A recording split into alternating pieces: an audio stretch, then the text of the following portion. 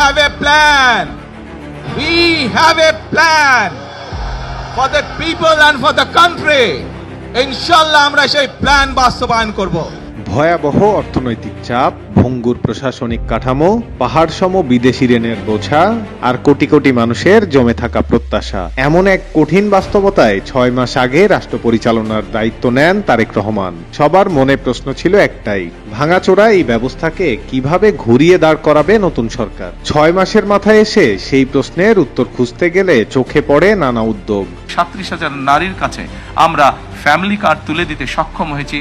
ঠিক একইভাবে আগামী মাসের মধ্যে বহু কৃষক ভাইদের কাছে আমরা কৃষক কার্ড তুলে দিতে সক্ষম হব ইনশাআল্লাহ। প্রথম পদক্ষেপটি ছিল সরাসরি সাধারণ মানুষের পাশে দাঁড়ানো। নিম্ন আয়ের মানুষদের জন্য শুরু হয় ফ্যামিলি কার্ড কর্মসূচি, যার মাধ্যমে নির্বাচিত পরিবার পাচ্ছে মাসে 2,500 টাকা। সরকারের লক্ষ্য ধাপে ধাপে দেশের প্রায় 4 কোটি পরিবারকে এই সামাজিক সুরক্ষা বলয়ে নিয়ে আসা।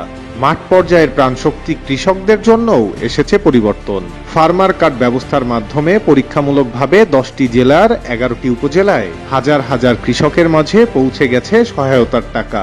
একই সঙ্গে ক্ষুদ্র ও প্রান্তিক কৃষকদের প্রায় 12 লাখ ঋণ গ্রহীতার 10,000 টাকা পর্যন্ত কৃষি ঋণ মওকুফ করে দেওয়া হয়েছে বড় স্বস্তি। 10,000 টাকা পর্যন্ত কৃষি ঋণ মওকুফ সরকারের পক্ষ থেকে করে দেওয়া হচ্ছে সুদ সহ। আজ থেকে খতিব, ইমাম, মুয়াজ্জিম এবং অন্য ধর্মের ধর্মীয় গুরুদের জন্য আর্থিক সহায়তা বা সম্মানী কর্মসূচির পাইলট প্রজেক্ট চালু হলো। পিছিয়ে থাকেনি ধর্মীয় প্রতিষ্ঠানের সেবকরাও। ইমাম, মুয়াজ্জিন, খাদেম থেকে শুরু করে মন্দির, বৌদ্ধ বিহার ও গির্জার প্রতিনিধিদের জন্য চালু করা হয়েছে নির্দিষ্ট মাসিক সম্মানী, যা একটি অনন্য ও ব্যতিক্রমী প্রয়াস।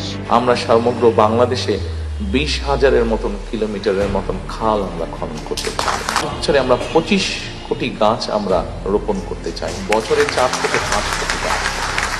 পরিবেশ ও কৃষিকে পুনরুজ্জীবিত করতে হাতে নেওয়া হয়েছে মহাপরিকল্পনা। 5 বছরে 20,000 কিলোমিটার খাল নদী পুনর্খনন এবং 25 কোটি বৃক্ষরোপণের লক্ষ্য নিয়ে 54টি জেলায় ইতোমধ্যে কাজ শুরু হয়েছে।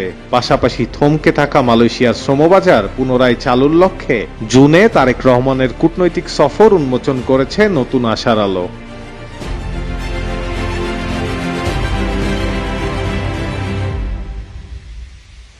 অর্থনীতিকে চাঙ্গা করতে প্রস্তাব করা হয়েছে 9.38 লক্ষ কোটি টাকার বিশাল বাজেট, যেখানে উন্নয়ন ব্যয় বাড়ানো হয়েছে প্রায় 47%। আন্তর্জাতিক মানদণ্ডে নিজেদের টিকিয়ে রাখতে পুরনো IMF কর্মসূচি থেকে বেরিয়ে সরকার এগোচ্ছে নিজস্ব সংস্কার ভিত্তিক কৌশলে। তবে সাধারণ মানুষের দৈনন্দিন জীবনের বড় উদ্বেগ বিদ্যুৎ ও গ্যাসের সংকট। বিএনপি সরকার যে বাজেট দিয়েছে, এই বাজেটের বিপক্ষে তারা প্রতিবাদ জানালো।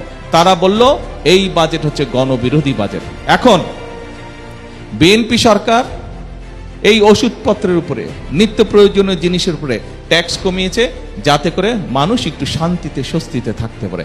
কিন্তু বিএনপি সরকার এই বাজেটে কিসের উপরে ট্যাক্স বাড়িয়েছে বলেন তো ভাই? সিগারেটের উপরে ট্যাক্স বাড়িয়েছে, মদের উপরে ট্যাক্স বাড়িয়েছে। এখন যেই রাজনৈতিক দলগুলো মানি না, মানবো না বলছে, তাহলে কি আমরা ধরে নিব যে তারা সিগারেট এবং মদের উপরে কেন ট্যাক্স বাড়ালো সেই জন্য মানি না, মানব না করছে? বহুদিন ধরে চলে আসা এই জ্বালানি সংকট নিরসনে নতুন সরকার নানাভাবে কৌশলগত চেষ্টা চালিয়ে যাচ্ছে, যা দেশের অর্থনীতি ও শিল্প খাতকে গতিশীল রাখতে অত্যন্ত জরুরি।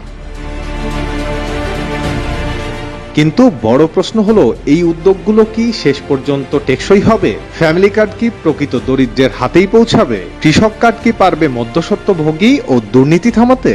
প্রথম 6 মাসে সরকারের খাতায় যুক্ত হয়েছে অনেকগুলো বড় ঘোষণা।